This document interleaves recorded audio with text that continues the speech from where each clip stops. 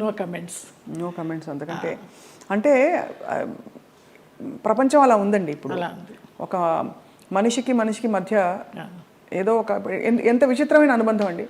మీరు నిజంగా ఏమీ ఆశించలేదు. ఎవరికైనా వండి పెట్టాలంటే ఇంకో కొంచెం తక్కువ వయసు వాళ్ళు దొరకరా చెప్పండి. నేను అది ఏదో ఒక ఆత్మీయత కలిగి కదా మీరు. ఆత్మీయతే అంతే. ఆ టైం ఆ పీరియడ్ ఆయనతో మేము గడపాలి అంతే. ఆయన క్లబ్కి వెళ్ళడం కూడా మానేశారు మేము పరిచయం అయిన తర్వాత. ఇంకెందుకు నా క్లబ్, హాయిగా ఇక్కడే కూర్చుందామనేవారు అక్కడ. బాగా ఆయనతోటి చాలా ఆ టైము మళ్ళీ తిరిగి రాదు. కానీ అందరినీ పోగొట్టుకున్నారనే బాధ అండి. నేను అందరూ వెళ్ళిపోయారు కదా. శరత్ బాబు గారు వెళ్ళిపోయారు, గుమ్మిడి గారు. ఆ బంధం ఎలాంటి బంధం అని అడిగి కాదు, తండ్రి కూతుర్ల బంధం అవ్వచ్చు, గురు శిష్యుల బంధం అవ్వచ్చు. మీ ఆత్మకి బాగా అంటే ఒక విధమైన సొలేస్ ఇచ్చే వ్యక్తులందరూ దూరం అయ్యారు కదండి. వాళ్ళు దూరం అవుతుంటే భగవంతుడి దగ్గర అవుతున్నాడు. వాళ్ళు దూరం కాకుండా ఉంటే భగవంతుడిని పెద్ద పట్టించుకునేదాన్ని కాదేమో. వీళ్ళందరూ ఉన్నారు కదా నాకు అనేసి. ఏం జరిగినా మన మంచికి. ఇప్పుడు ఎలా మీ దైనందిన జీవితం ఎలా ఉంటుంది? సీరియల్స్ మానేశాను. సినిమాలా రావు పెద్దగా నాకు తెలిసి. ఎందుకు మానేశారు సీరియల్స్? వద్దనుకున్నాను. ప్రేమెంత మధురంలో ఒక బ్యాడ్ ఇన్సిడెంట్, గాయమైంది హృదయానికి. ఏమైంది? ఎవరో పేరు ఊరు లేని ఆర్టిస్టు ఒక అమ్మాయి ఎంటర్ అయింది ఒక 6 months బ్యాక్. నేను మానేసే ముందర 3 సంవత్సరాలు అంత చక్కగా బాండింగ్ తోటి నిజంగా తల్లి కొడుకుల్లాగానే నేను, శ్రీరామ్ కానీ అందులో చేసిన వాళ్ళందరూ కానీ అలాగే క్యారెక్టర్ పరంగా మేము యాక్ట్ చేయలేదు అసలు. జీవించాం మేము. గ్లిజరిన్ కూడా వేసుకునేవాళ్ళం కాదు ఏడుపు సీన్లు ఉంటే. ఆ అమ్మాయి వచ్చి కొంచెం యారగెన్స్ అంతా చూపించడము, మర్యాద లేకపోవడం సీనియర్స్కి. ఒక సీన్లో అయితే అయిందని అలాగే అడ్జస్ట్ అయిపోయి చేస్తున్నాను. మానేద్దామా అనుకుంటూ పోనీలే మంచి సీరియల్, మంచి పేరు వచ్చింది, శ్రీరామ్ మంచి వాడు, అతన్ని చూసి చేయాలని అనుకున్నాను. ఒక టైంలో ఇంకా పీక్స్కి వెళ్ళిపోయింది ఆ అమ్మాయి బిహేవియర్. శ్రావణ శుక్రవారం నాడు పూజకి గాజులు లేకుండా కూర్చుంది మొండి చేతులతోటి. నేను ఒక పెద్ద సఫిస్టికేటెడ్ మదరు, అంత సాంప్రదాయాన్ని పాటించే మదరు, అత్తగారి పక్కనే కూర్చుని పూజ చేస్తూ ఉంటుంది. అప్పుడు నేను క్యారెక్టర్ పరంగా ఆలోచించి అత్తగారి స్థానంలో నేను ఇక్కడ ఉన్నాను కదమ్మా, నేను లేకపోతే నీ ఇష్టం వచ్చినట్టు చేసుకోవచ్చు, శ్రావణ శుక్రవారం పూజ ముత్తైదో గాజులు వేసుకుని చేయాలన్నానమ్మ. అటు నా చెయ్యి నా ఇష్టం, నువ్వెప్పుడు చెప్పడానికి అంది, వేసుకుని అంది. అంతలాగా ఎందుకు ఏమో తెలియదు. అది ఆరగెన్సీ అంతే. ఆ పిల్లకి సీనియారిటీ విలువ తెలియదు, క్యారెక్టర్ విలువ తెలియదు. ఎవరండి యాక్టర్? ఆఫ్ కోర్స్ చూసే, నేను సీరియల్స్ చూడండి కాబట్టి ఇలా అడుగుతున్నాను. అమ్మాయి పేరు కూడా మర్చిపోయినాను, అసలు మైండ్లోనే లేదు అది.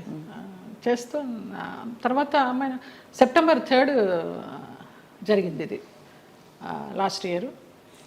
అక్కడి నుంచి శ్రీరామ్ బయటే ఉన్నాడు. నాన్న ఇలాగ జరిగింది, నాకు చేయబుద్ధి కావడలేదన్నాను. నీ ఇష్టం అమ్మ, నీకు ఇష్టం లేకపోతే మానే అన్నాడు. కారు ఇచ్చాడు, ఎక్కాను, వచ్చేసాను అంతే. అక్కడ బహుశా మీ ప్రయాణం అయిపోయిందేమో అంతే. ఇలా ఈ సంఘటన ద్వారా అలా కొంచెము అయిష్టంగానే చేస్తున్నాము, ఇష్టం లేకుండా. ఆ క్యారెక్టర్కి కూడా ఇంపార్టెన్స్ తగ్గడము, ఆ ఫీల్ కూడా రావడల్లా చేస్తుంటే. డైరెక్టర్ గారితో అనేదాన్ని, ఇంతకు ముందర ఫీల్తో చేసేవాళ్ళమండి, ఇప్పుడు రావడం లేదనేసి. డైరెక్టర్ మారిపోయాడు, వెంకట్ అని. అతను చాలా ఇష్టము, చాలా మంచి టెక్నీషియన్. ఆ యూనిట్ నుంచి బయటకు వచ్చారు, వేరే యూనిట్ ఎవరైనా ఆఫర్ చేస్తే ఎందుకు చేయకూడదు? వద్దనిపించిందమ్మా, ఇంకా అసలు నాకు సీరియల్స్ వద్దు. అంటే నేను ఆ గంగిరెద్దులాగా అలంకరించుకోవడము, రోజుకి అన్ని డ్రెస్ చేంజ్లు, పొద్దు నుంచి నైట్ వరకు టైం లేకుండా. 12 hours అండి కాల్ షీట్. పంపించరమ్మా. నేను తొందరగా వెళ్ళిపోతానంటే, అమ్మ సీనియర్వి నువ్వే వెళ్ళిపోతానంటే మిగతా వాళ్ళందరూ కూడా వెళ్ళిపోతారు. అందులో సీరియల్స్ లో బాగా పిండేస్తారు కదా.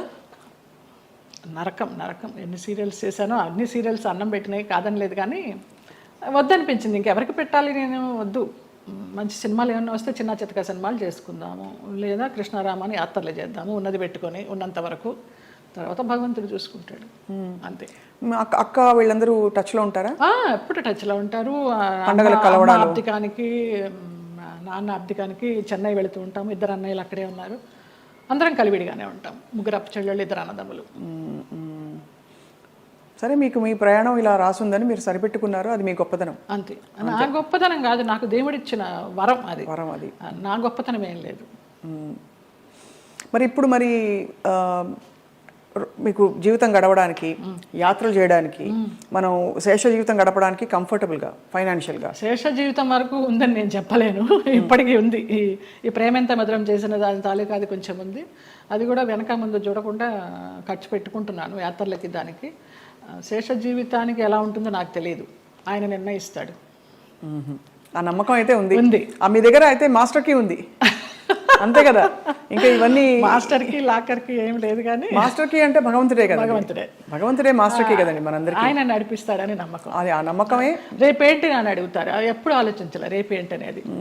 అసలు పుట్టిన దగ్గర నుంచి అవగాహన లేదు, మధ్యలో సంపాదించడం మొదలుపెట్టిన దగ్గర నుంచి కూడా రేపు ఏంటి అనేది క్వశ్చన్ రాలేదమ్మా నాకు అసలు. 700 సినిమాలు అంటే బాధ ఎందుకు వేస్తుందంటేనండి, ఈ పబ్లిక్ ప్రొఫెషన్లో ఉన్న వాళ్ళందరికీ చాలా కష్టమైన జీవితం. మీకు ఎప్పుడు నిద్రలేవాలి అనే చాయిస్ ఉండదు. వాళ్ళు చెప్పిన టైంకి మీరు హాజరవ్వాలి. వాళ్ళు మీకు నచ్చినా నచ్చకపోయినా, చలున్నా ఎండున్నా వాళ్ళు వేసుకోమన్న బట్టలు వేసుకోవాలి. అలా 700 జీవితాలు మీ మొత్తం ధారపోసి వెచ్చించి మహా నటులే చరిత్రలో అలా ఉండిపోయి మెల్లిగా ఫేడ్ అవుట్ అయిపోతారు విత్ టైం.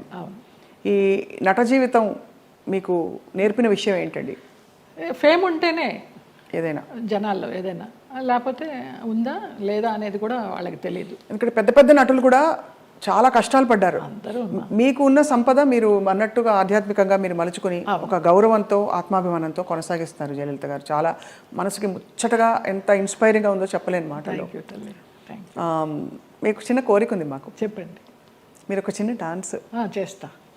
నేను మామూలుగా సెమీ క్లాసికల్ ఏమైనా మూవీ సాంగ్ స్వప్నకు కూడా తేలిగ్గా ఉంటుంది. నువ్వు క్లాసికల్ సాంగ్ సింగర్ కాదని లేదు, ఏమైనా పాడతారు అనుకొని మనసే అందాల బృందావనం అనుకున్నాను. మా సంజయ్ తిట్టాడు, ఎంత పెద్ద క్లాసికల్ డాన్సర్ నువ్వు సినిమా సాంగ్ చేస్తావా అనేసి. అందుకని ఏ సాంగ్ చేయాలి? భామనే సత్యభామనే ఏమైనా ఒక 4-5 లైన్లు అనగలరా? ఆ 2 లైన్లే మళ్ళీ మళ్ళీ తిప్పి అనమంటే అంట. కొంచెం నేను కూడా కలుపుతాలే. మీరు కలపండి. నిలబడే మీరు కూచిపూడా భరతనాట్యమా? 2 అమ్మ. కూచిపూడి చింతా రాధాకృష్ణమూర్తి గారు, భరతనాట్యం జోసులు సీతారామ శాస్త్రి గారు విజయవాడ నుంచి వచ్చేవారు. కాకుండా తంజావూరు నుంచి గిరిజా నటరాజ్ అని ఒక వైఫ్ అండ్ హస్బెండ్ వచ్చి చెప్పేవారు భరతనాట్యం. ఆంధ్రనాట్యం నటరాజ్ రామకృష్ణ గారు. మళ్ళీ మధ్యలో వెకేషన్స్కి చెన్నై వెళ్ళి చినసత్యం గారి దగ్గర. ఎప్పుడు అనిపించలేదు ఒక డాన్స్ స్కూల్ స్టార్ట్ చేద్దామని? లేదు, వేంప వేషాలు వేసేసరికి, అంటే డిగ్రీ అవుతూ ఇంకా డాన్స్ కంటిన్యూ చేద్దాం అనుకునే టైంలో నాన్న ఫీల్డ్కి తీసుకొచ్చేసారు. ఇంకా ఈ వేంప వేషాలు వేసినప్పుడు నన్ను అలాగే చూస్తారేమో, పేరెంట్స్ పిల్లల్ని పంపించడానికి భయపడతారేమో, ఇప్పుడు సినిమా సాంగ్స్ నేర్పుతుందా లేకపోతే క్లాసికల్ సాంగ్స్ నేర్పుతుందా అని ఏదన్నా అని నాకు నేనే డౌట్ పెట్టుకొని దాన్ని సమారంభించుకున్నాను. దిత్త కిడగ తిరుగుతాం, దిత్త కిడగ తిరుగుతాం, తా కిడగ తిరుగుతాం, కిడగ తిరుగుతాం, దిత్త కిడగ తిరుగుతాం, దిత్త కిడగ తిరుగుతాం, తా కిడగ తిరుగుతాం, కిడగ తిరుగుతాం, దిత్త కిడగ తిరుగుతాం, దిత్త కిడగ తిరుగుతాం, తా కిడగ తిరుగుతాం, కిడగ తిరుగుతాం, కిడగ తిరుగుతాం. భామనే సత్యభామనే, సత్యభామనే, సత్యభామనే, సత్యారి ముద్దుల వయ్యారి ముద్దుల సత్యభామనే, సత్యభామనే,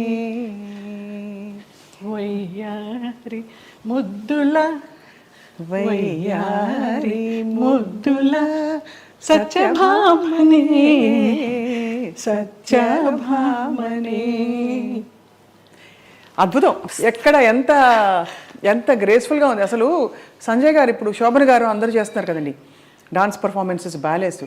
అంటే మీకు అఫ్కోర్స్ మీరు ఒక ఆధ్యాత్మిక లోకంలోకి వెళ్ళిపోయారు. ప్రాపంచికంగా లౌకికంగా మీకు కోరికలు లేవు, కానీ అలా చేస్తే ఎంత బాగుండు అని అనిపించే అంత అందంగా ఉంది మీ డాన్స్. శోభనాయుడు గారితో బ్యాలెన్స్ చేశానమ్మా. వెంకటేశ్వర కళ్యాణం, కృష్ణ పారిజాతం, ఆవిడన్నీ మేల్ క్యారెక్టర్స్ ఇచ్చేవారు. నేను అదంతా తీసేసిన తర్వాత జయలలిత నువ్వా వెంకటేశ్వర స్వామి వేసింది, కృష్ణుడికి వేసింది అనేసరికి నిరాశ వచ్చేసింది. అది అర్థమైంది. కానీ అన్ని అన్ని ఆ పార్శ్వాలని మీరు చూశారు జీవితంలో. కంప్లీట్ లైఫ్ కష్టం చూసి ఉగాది పచ్చడిలాగా అన్నీ చూడకపోతే మనకి ఏం చూసాను జీవితం అని అనిపిస్తుంది కదా. అలా మీరు కష్టాలు చూశారు, అన్నీ చూసేసాం. సంతోషం చూసారా ఏదైనా టైంలో? సంతోషం అంటే ఈ యాత్రేనమ్మా. ఈ యాత్రలే అతి దుఃఖకరమైన సంఘటన, బాధాకరమైన సంఘటన, అతి సంతోషకరమైన సంఘటన అంటారు, కానీ అవి 2 లేవు నాకు. వయా మీడియాగానే వెళ్తూ వచ్చింది. ఈ ముక్తినాథ యాత్ర మాత్రం నాకు చాలా పీక్స్ అనమాట. ఇంకా సో ఫైనలీ మీకు మిగిలిన కోరిక, అంటే మిగిలిన కోరికను ఎందుకంటున్నారంటే మన జీవితానికి ఒక సంపూర్ణత్వం రావాలంటే ఏం కోరుకుంటున్నారు? ఇంకా మానస సరోవర్ వెళ్ళాలమ్మా. మానస సరోవర్ కానీ మా సాయిరామ్ గారు అది వేయనమ్మా చాలా కష్టం అంటున్నారు. ఎవరు తీసుకెళ్తారో తెలీదు. వెళ్ళాల్సి ఉంటే డెఫినెట్గా ఖచ్చితంగా అదే కానీ జరిగిపోతుంది. చాలా కోరిక వెళ్తే తిరిగి వస్తామా లేదా అనేది తర్వాత విషయం. అక్కడ దాకా వెళ్ళాలి, ఆ భూమి మీద అడుగు పెట్టాలని మాత్రం కోరిక. అదొకటి తీరని కోరిక.